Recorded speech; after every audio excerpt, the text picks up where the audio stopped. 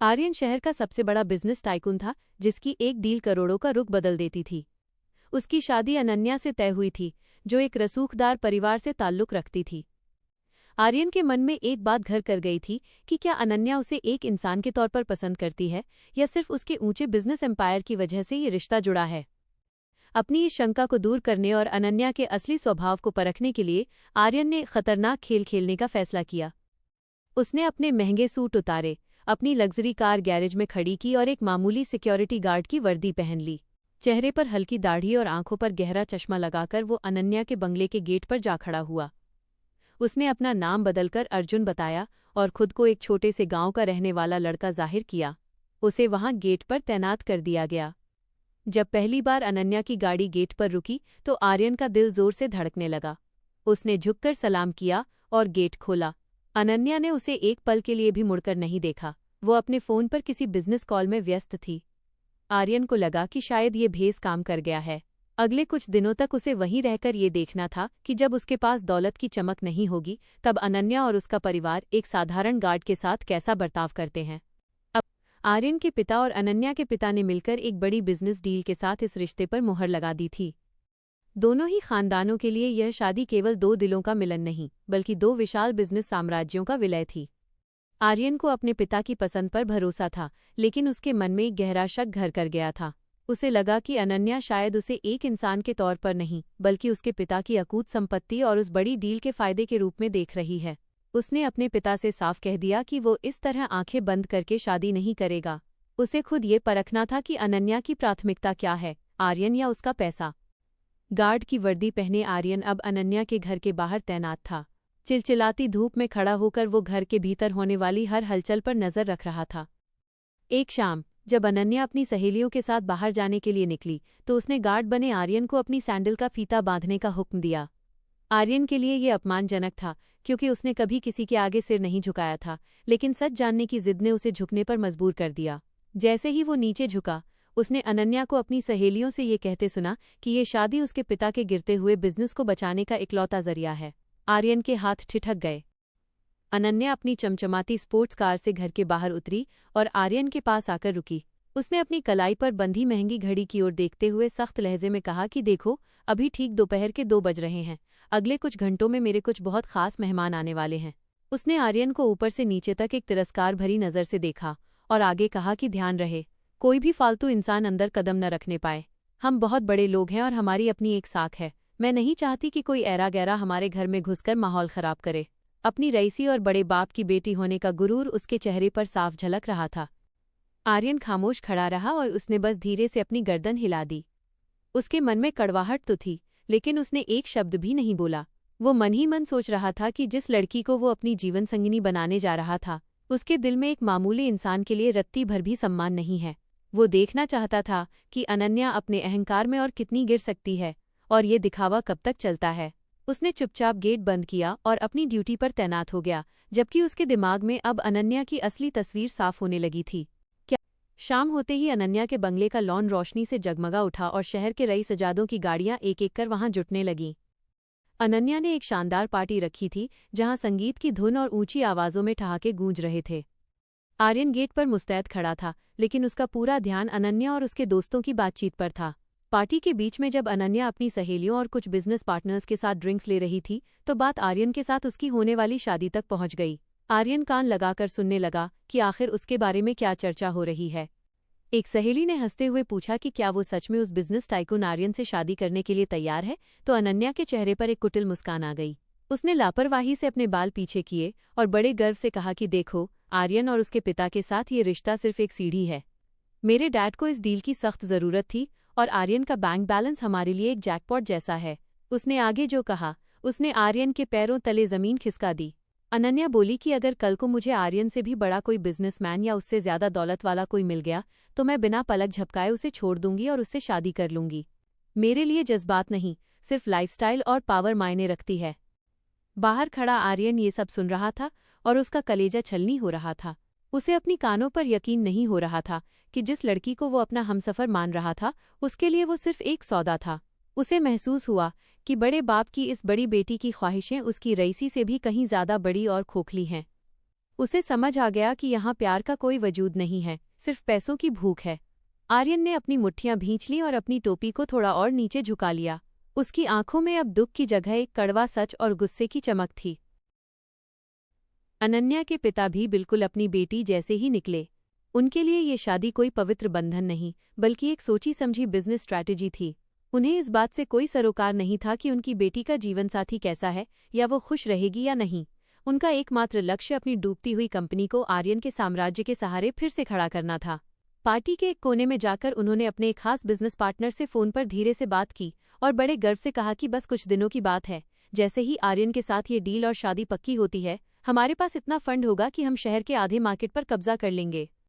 Aryan gate के पास अंधेरे में खड़ा उनकी सारी बातें साफ साफ सुन रहा था। उसे अब समझ आ गया था कि बाप और बेटी दोनों ही केवल उसके बैंक बैलेंस के पीछे पड़े हैं। अनन्या के पिता ने फोन रखते हुए मुस्कुराकर अपनी बेटी की तरफ देखा और उसे थम्स अप किया, जैसे वे किसी जंग को जीतने की साजिश रच रहे हों। आर्यन को अब खुद पर और अपनी किस्मत पर हंसी आ रही थी कि वो किन लोगों के बीच अपना जीवन बिताने का सपना देख रहा था। उसे एहसास हुआ कि यहाँ इंसानियत की कोई जगह नहीं है, यहाँ सिर्फ मुनाफे और घाटे का हिसाब किताब चलता है। तभी आर्यन ने देखा कि अनन्या के पिता ने किसी और बड़े इन्वेस्टर को भी गुपचुप तरीके से पार्टी में बुलाया है, ताकि वे देख सकें कि उनकी बेटी का रिश्ता कितने बड़े खानदान में हो रहा है। आर्यन ने अपनी नज़रें झुका लीं और मन ही मन एक फैसला कर लिया। उसे समझ आ गया था कि अब चुपचाप तमाशा देखने का वक्त खत्म हो चुका है और इन लोगों को इनकी औकात दिखाना जरूरी है। आर्यन गेट के पास अंधेरे में बुद्ध बनकर खड़ा था, लेकिन उसके भीतर एक ज्वालामुखी सुलग रहा था। अनन्या और उसके पिता की एक एक बात उसके कानों में पिघले हुए शीशे की तरह उतर रही थी। उसे महसूस हो रहा था जैसे कोई उसके सीने में खंजर घोंपकर उसे धीरे धीरे घुमा रहा हो। जिस लड़की के साथ उसने पूरी जिंदगी बिताने के सपने संजोए थे, जिसके लिए उसने अपनी करोड़ों की पहचान दांव पर लगाकर एक मामूली गार्ड बनना स्वीकार किया था, वो उसे केवल एक पैसों की मशीन समझ रही थी। उसके मन में रह रहकर यही सवाल उठ रहा था कि क्या इस दुनिया में इंसान की अपनी कोई कीमत नहीं? क्या हर रिश्ता सिर्फ बैंक बैलेंस और प्रॉपर्टी के कागजों पर टिका होता है? पार्टी के बीच में अनन्या अपने दोस्तों के साथ ठहाके लगाते हुए कह रही थी कि आर्यन एक बोरिंग बिजनेसमैन है, बस उसका सरनेम और खानदानी रईसी काम की है। उधर उसके पिता भी उसी सुर में सुर मिलाते हुए अपने पार्टनर से कह रहे थे कि एक बार ये शादी हो जाए, फिर आर्यन के बिजनेस के जरिए हम अपनी सारी उधारी चुका देंगे और मार्केट के बेताज बादशाह बन जाएंगे। बाप बेटी की इन बातों ने आर्यन को अंदर से पूरी तरह झकझोर कर रख दिया था। उसे अपनी आंखों के सामने अपना भविष्य धुंधला पड़ता नजर आ रहा था। उसने सोचा था कि शायद अनन्या के दिल के किसी कोने में उसके लिए प्यार होगा, लेकिन यहाँ तो सिर्फ सौदेबाजी का बाजार सजा था। आर्यन का दम घुट रहा था। वो चाहकर भी वहां से भाग नहीं सकता था, क्योंकि उसने खुद ये रास्ता चुना था। वो देखना चाहता था कि ये लालच और खुदगर्जी की हद कहाँ जाकर खत्म होती है। उसे समझ आ गया था कि पैसा बड़ी चीज नहीं होती, लेकिन इन लोगों के लिए पैसे से बढ़कर और कुछ भी नहीं था। आर्यन के दिमाग में अब एक एक पल की बातें किसी फिल्म की तरह घूमने लगी थीं। कैसे अनन्या ने उससे मीठी बातें की थी, कैसे उसके पिता ने उसके सामने झुककर अपनी शराफत का ढोंग किया था। अब उसे समझ आ रहा था कि वो सब सिर्फ एक जाल था जिसमें उसे फंसाने की कोशिश की जा रही थी। अब आर्यन के सब्र का बांध टूटने लगा था। उसे लगने लगा कि अब और चुप रहना अपनी खुददारी का गला घोंटने जैसा है। वो मन ही मन एक ऐसा प्लान बनाने लगा जिससे इन दोनों को जिंदगी भर का सबक मिल सके। उसे एहसास हो गया था कि जो लोग रिश्तों को व्यापार समझते हैं, उनके साथ व्यापार की भाषा में ही बात करना ठीक होगा।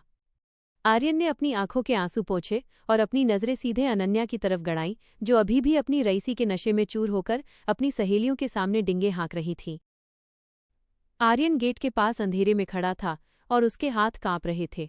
अभी कुछ देर पहले ही अनन्या ने उसे फोन किया था। उसे नहीं पता था कि वो जिसे फोन कर रही है वही शख्स उसके घर के बाहर गार्ड की वर्दी में खड़ा उसकी असलियत देख रहा है। फोन पर अनन्या की आवाज में इतनी मिठास थी जैसे शहद टपक रहा हो। वो आर्यन से बड़े लाड़ प्यार से कह रही थी, आर्यन डार्लिंग, मैं तुम्हारा कितनी बेसब्री से इंतजार कर रही हूँ। हमारी शादी के बाद हमारी लाइफ कितनी परफेक्ट होगी। आर्यन को उस वक्त फोन कान से हटा देने का मन किया, क्योंकि उसे पता था कि यह सब एक सोची समझी साजिश है। उसे फंसाने के लिए अनन्या ने प्यार का जो मुखौटा पहना था वो अब पूरी तरह उतर चुका था। फोन रखने के बाद अनन्या सीधे अपने पिता के पास गई। आर्यन ने अपनी नजरें उन दोनों पर गड़ा दीं और कान लगाकर उनकी बातचीत सुनने लगा। अनन्या ने अपने पिता से बड़े शातिर अंदाज में पूछा, पापा, क्या आपने आर्यन से उस बारे में बात की? क्या वो शादी के तुरंत बाद अपनी कुछ बड़ी प्रॉपर्टीज और बिजनेस के शेयर्स मेरे नाम करने के लिए राजी हो जाएगा? मैं चाहती हूं कि सब कुछ कागजों पर पहले ही साफ हो जाए। उसके पिता ने एक कुटिल मुस्कान के साथ अपनी बेटी की तरफ देखा और उसके सिर पर हाथ फेरते हुए कहा, बेटा, अभी मैंने सीधी बात नहीं की है, क्योंकि मैं उसे शक करने का कोई मौका नहीं देना चाहता। अभी तो हम उसे अपने प्यार के जाल में पूरी तरह उलझा रहे हैं। बाप बेटी की बातें अब और भी ज्यादा गिरती जा रही थीं। अनन्या के पिता ने आगे जो कहा, उसने आर्यन की रूह तक को कंपा दिया। उन्होंने कहा, सुन अनन्या, अगर शादी के बाद तुझे लगे कि वो तेरे हिसाब से नहीं चल रहा या तुझे कोई और उससे भी बड़ा रईस लड़का मिल जाए तो कोई फिक्र की बात नहीं है। हम कुछ ही महीनों में तलाक का केस फाइल कर देंगे। कानूनन आधी प्रॉपर्टी तो तेरे नाम होगी ही, साथ ही हम उस पर इतने केस कर देंगे कि उसका आधा साम्राज्य हमारे कदमों में होगा। तुझे इस बोरिंग लड़के के साथ पूरी जिंदगी बिताने की जरूरत नहीं है, बस उसकी दौलत पर कब्जा करना हमारा असली मकसद है। यह सुनकर आर्यन की आंखों में खून उतर आया। उसे अपनी खुद की पसंद पर शर्म आ रही थी। वो सोच रहा था कि जिस लड़की को वो अपनी दुनिया बनाने वाला था, वो और उसका बाप तो उसकी बर्बादी का नक्शा तैयार करके बैठे हैं। उनके लिए शादी कोई रिश्ता नहीं, बल्कि डकैती डालने का एक कानूनी तरीका था। आर्यन के दिमाग में अब वे सारी मीठी बातें गूंज रही थीं जो अनन्या ने फोन पर की थीं, और अब वे बातें उसे किसी जहर की तरह लग रही थीं। उसे समझ आ गया कि इन लोगों को प्यार से कोई मतलब नहीं है, ये सिर्फ नोच खसोट करने वाले शिकारी हैं जो एक अमीर शिकार की तलाश में थे। आर्यन ने गहरी सांस ली और अपने मोबाइल को कसकर पकड़ लिया। उसका मन कर रहा था कि अभी इसी वक्त अपना चश्मा उतार कर फेंके और इन दोनों को बता दे कि जिस शिकार को वे फंसाने की सोच रहे हैं वो उनके घर की रखवाली कर रहा है और उनकी हर एक चाल देख चुका है। लेकिन उसने खुद को रोका। वो चाहता था कि वार ऐसा हो कि ये बाप बेटी कभी उठ न पाएं। रात के सन्नाटे में जब पूरा बंगला गहरी नींद में सो गया था, अनन्या अपने कमरे की बालकनी में आकर किसी से दबी आवाज में बात करने लगी। आर्यन जो नीचे साए की तरह खड़ा था, उसकी एक एक बात साफ सुन रहा था। अनन्या फोन पर किसी लड़के से कह रही थी, बस थोड़ा और इंतजार करो जानू, सारा प्लान बिल्कुल सेट है। मैं उस बेवकूफ़ आर्यन से शादी कर लेती हूँ और जैसा मैंने सोचा है, कुछ ही समय बाद तलाक लेकर उसकी आधी जायदाद समेट लूंगी।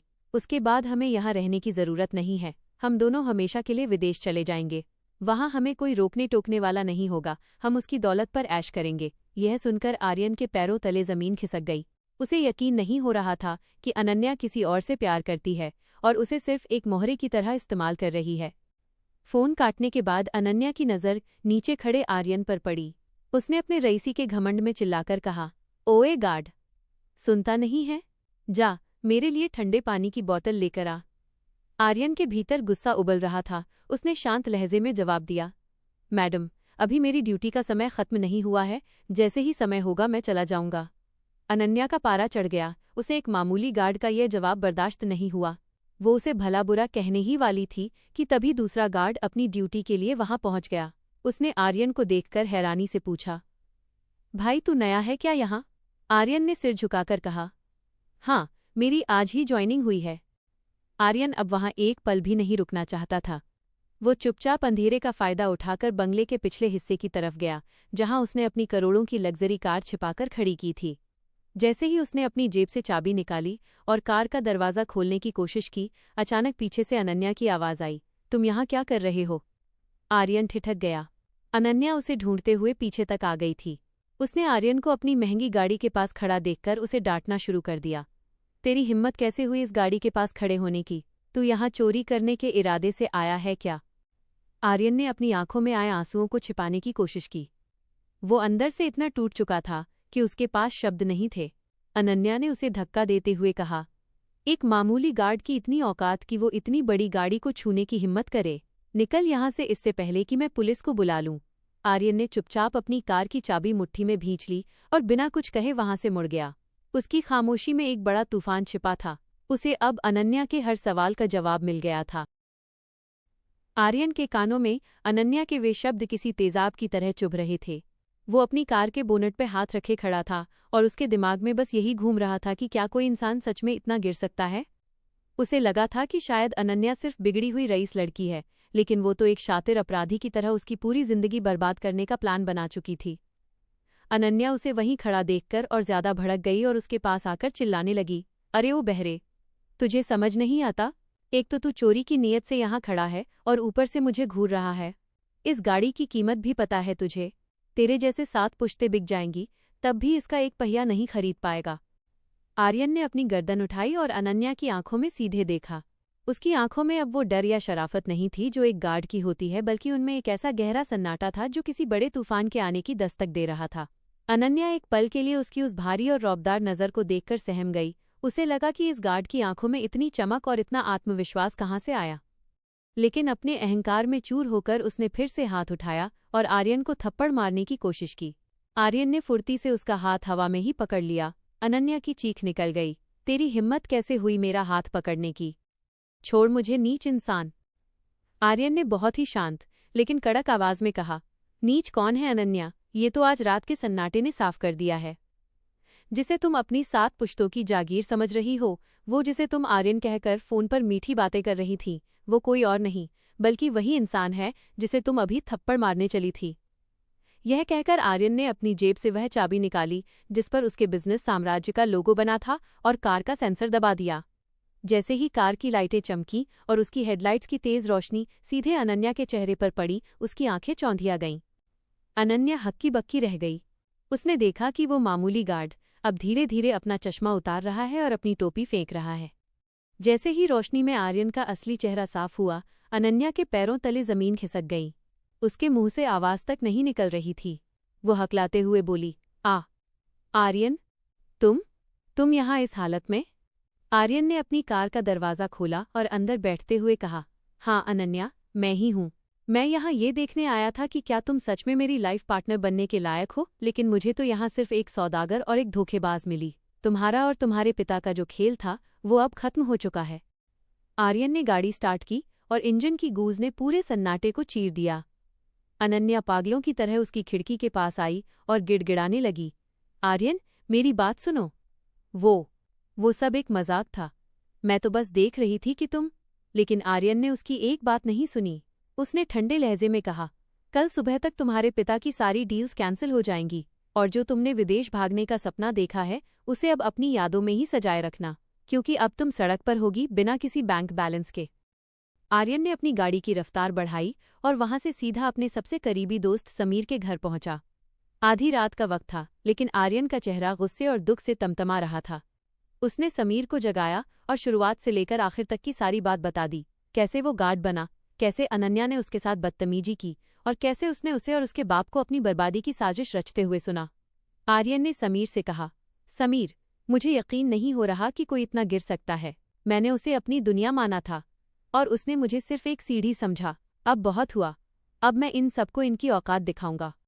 समीर ने आर्यन को शांत किया और पूछा कि अब उसका अगला कदम क्या होगा। आर्यन की आंखों में एक अजीब सी चमक थी। उसने ठंडे लहजे में कहा, अब मैं उनके साथ वही करूंगा जो वे मेरे साथ करने वाले थे। उनका व्यापार, उनकी रईसी और उनका घमंड, सब कुछ मेरी एक कॉल की दूरी पर है। अब उस लड़की का असली वार शुरू होगा, लेकिन इस बार वार मेरी तरफ से होगा। अगली सुबह होते ही आर्यन ने अपने ऑफिस के लीगल हेड और बैंकर्स को फोन घुमाया। उसने अनन्या के पिता के साथ होने वाली करोड़ों की डील को तुरंत प्रभाव से रद्द कर दिया। इतना ही नहीं, उसने उन सभी इन्वेस्टर्स को भी आगाह कर दिया जो आर्यन के नाम पर अनन्या के पिता की कंपनी में पैसा लगाने वाले थे। कुछ ही घंटों में खबर आग की तरह फैल गई कि आर्यन और अनन्या का रिश्ता टूट चुका है और आर्यन के पिता ने अपना हाथ पीछे खींच लिया है। उधर अनन्या के घर पर कोहराम मच गया। उसके पिता के पास बैंक के नोटिस आने लगे और मार्केट में उनकी साख मिट्टी में मिल गई। अनन्या, जो कल तक विदेश जाने के सपने देख रही थी, अब फोन पर अपने उस दूसरे बॉयफ्रेंड को मिला रही थी जिसके साथ वो भागने वाली थी। लेकिन जैसे ही उस लड़के को पता चला कि अनन्या अब कंगाल होने वाली है और आर्यन ने उसे छोड़ दिया है, उसने अनन्या का फोन उठाना बंद कर दिया और उसे ब्लॉक कर दिया। अनन्या को अब समझ आया कि जिस पैसे के दम पर वो सबको नाच नचाती थी, वो पैसा और उसके रिश्ते कितने खोखले थे। वो पागलों की तरह आर्यन के ऑफिस पहुंची, लेकिन वहां उसे अंदर घुसने तक नहीं दिया गया। वही गार्ड जिसने उसे कल रात देखा था, अब उसे बाहर का रास्ता दिखा रहा था। आर्यन ने उसे अपने केबिन की खिड़की से नीचे देखा और मन ही मन सोचा कि अब उसे पता चलेगा कि जब दौलत नहीं होती तो दुनिया का चेहरा कैसा होता है। अनन्या सड़क पर खड़ी रो रही थी, लेकिन अब उसके आंसू पोंछने वाला कोई नहीं था। उसका अपना वार उसी पर भारी पड़ चुका था। अनन्या अभी भी उसी भ्रम में थी कि सब कुछ सामान्य है। उसे लग रहा था कि शायद कल रात जो हुआ वो आर्यन का कोई छोटा मोटा गुस्सा था और वो अपनी मीठी बातों से उसे फिर से मना लेगी। वो अपने मोबाइल पर बेफिक्र होकर अपने दोस्तों से गॉसिप कर रही थी। उसे अंदाजा भी नहीं था कि उसके पैरों के नीचे की जमीन खिसक चुकी है। उधर आर्यन अब अपने असली रूप में आ चुका था, एक ऐसा बिजनेस टाइकून जिसे धोखा देना नामुमकिन था। आर्यन ने सुबह होते ही अपने सबसे काबिल असिस्टेंट को केबिन में बुलाया और कड़क आवाज में आदेश दिया, अनन्या के पिता मिस्टर खन्ना के बिजनेस का पूरा कच्चा चिट्ठा मेरे टेबल पर चाहिए। उनकी हर एक प्रॉपर्टी, उनके बैंक लोन और उनके जितने भी प्रोजेक्ट्स मार्केट में चल रहे हैं, सबकी बारीक रिपोर्ट निकालो। मुझे ये जानना है कि उनके ऊपर कुल कितना कर्ज है और वे किन बैसाखियों के दम पर उड़ रहे हैं। आर्यन का चेहरा पत्थर की तरह सख्त था। उसे अब कोई सहानुभूति नहीं थी, सिर्फ हिसाब बराबर करना था। कुछ ही घंटों में असिस्टेंट ने सारी फाइलें आर्यन के सामने रख दीं। रिपोर्ट चौंकाने वाली थी। मिस्टर खन्ना का बिजनेस बुरी तरह से कर्ज में डूबा हुआ था और वे सिर्फ आर्यन के साथ होने वाली इस शादी और नई बिजनेस डील के भरोसे अपनी साख बचाए हुए थे। आर्यन ने फाइल बंद की और ठंडे लहजे में कहा, इनके साथ जितने भी जॉइंट प्रोजेक्ट्स चल रहे हैं उन्हें तुरंत कैंसिल कर दो। जिन इन्वेस्टर्स को हमने गारंटी दी थी उन्हें बता दो कि अब हमारा इनसे कोई लेना देना नहीं है। इनके क्रेडिट कार्ड्स और कॉर्पोरेट अकाउंट्स पर जो हमारी बैकिंग थी उसे अभी इसी वक्त हटा लो। जैसे ही आर्यन के दफ्तर से एक के बाद एक ईमेल्स और कैंसिलेशन नोटिस निकलने शुरू हुए, मिस्टर खन्ना के ऑफिस में हड़कंप मच गया। एक के बाद एक फ़ोन बजने लगे। बैंकर्स अपने लोन की रिकवरी मांग रहे थे, वेंडर्स ने काम रोक दिया था और शेयर बाजार में उनकी कंपनी के दाम मिट्टी में मिलने लगे थे। मिस्टर खन्ना अपने केबिन में पसीने पसीने हो रहे थे। उन्हें पहला बड़ा झटका तब लगा जब उनके सबसे बड़े प्रोजेक्ट का पार्टनर पीछे हट गया और उसने साफ कह दिया कि आर्यन सिंघानिया ने अपना हाथ खींच लिया है, इसलिए अब कोई भी उन पर दांव नहीं लगाएगा। मिस्टर खन्ना बदहवास होकर अपनी बेटी अनन्या के कमरे में भागे। अनन्या उस वक्त बड़े आराम से ऑनलाइन शॉपिंग कर रही थी। उन्होंने चिल्लाते हुए कहा, अनन्या, ये सब क्या हो रहा है? आर्यन ने हमारी सारी डील्स रद्द कर दी हैं। मार्केट में हमारी इज्जत नीलाम हो रही है। तूने उससे बात की? कल रात तुम दोनों के बीच ऐसा क्या हुआ कि उसने हमें बर्बाद करने की ठान ली? अनन्या के हाथ से फ़ोन छूट गया। उसे कल रात की वो धुंधली रोशनी और आर्यन का वो सख्त चेहरा याद आया। उसे अब समझ आ रहा था कि उसने एक बहुत बड़ी गलती कर दी है, जिसे अब सुधारा नहीं जा सकता। आर्यन के पिता अपने बेटे के इस अचानक बदले हुए व्यवहार को देखकर काफी हैरान थे। उन्होंने देखा कि कैसे आर्यन एक के बाद एक कड़े फैसले ले रहा है और खन्ना परिवार के साथ होने वाले हर समझौते को जड़ से खत्म कर रहा है। वो आर्यन के केबिन में आए और बड़ी चिंता के साथ पूछा, बेटा, ये सब क्या हो रहा है? तुम खन्ना जी के साथ अपनी शादी और इतने बड़े प्रोजेक्ट्स को इस तरह क्यों खत्म कर रहे हो? आखिर उनकी गलती क्या है? यह रिश्ता तो हम दोनों परिवारों की आपसी सहमति से तय हुआ था, फिर अचानक ऐसा क्या बदल गया? आर्यन अपनी कुर्सी से उठा और बड़ी शांति के साथ खिड़की के पास जाकर बाहर शहर की इमारतों को देखने लगा। उसके चेहरे पर एक फीकी लेकिन गहरी मुस्कान थी। उसने बिना पीछे मुड़े बहुत ही सधे हुए लहजे में जवाब दिया, कुछ नहीं पापा, आप बस थोड़ा सा इंतजार कीजिए। मैं जो कुछ भी कर रहा हूँ उसके पीछे एक बहुत बड़ी वजह है। अभी मैं आपको सब कुछ विस्तार से नहीं बता सकता, लेकिन आपको जल्द ही पता चल जाएगा कि ये सब क्यों हो रहा है। कभी कभी किसी को उसकी असलियत दिखाने के लिए उसे उसी के खेल में हराना जरूरी होता है। आर्यन के पिता उसकी बातों का रहस्य समझ नहीं पा रहे थे, लेकिन उन्होंने अपने बेटे की आंखों में एक ऐसा निश्चय देखा जिसे टालना नामुमकिन था। आर्यन ने आगे कहा, पापा, आप मुझ पर भरोसा रखिए। मैंने आज तक जो भी फैसला लिया है वो इस बिजनेस और हमारे परिवार के स्वाभिमान को ध्यान में रखकर लिया है। खन्ना जी और उनकी बेटी अनन्या जो खेल खेल रहे थे उसका पर्दाफाश होना जरूरी था। बस कुछ समय और दीजिए, सच्चाई खुद ब खुद आपके सामने आ जाएगी। उधर अनन्या और उसके पिता की हालत बद से बदतर होती जा रही थी। आर्यन के असिस्टेंट ने रिपोर्ट दी कि उनकी संपत्तियां अब नीलामी की कगार पर हैं और उनके घर के बाहर लेनदारों की कतार लगनी शुरू हो गई है। मिस्टर खन्ना ने आखिरी कोशिश के तौर पर आर्यन के पिता को फ़ोन मिलाया, लेकिन आर्यन ने पहले ही अपने पिता को चेतावनी दे दी थी कि वे उनका फ़ोन न उठाएं।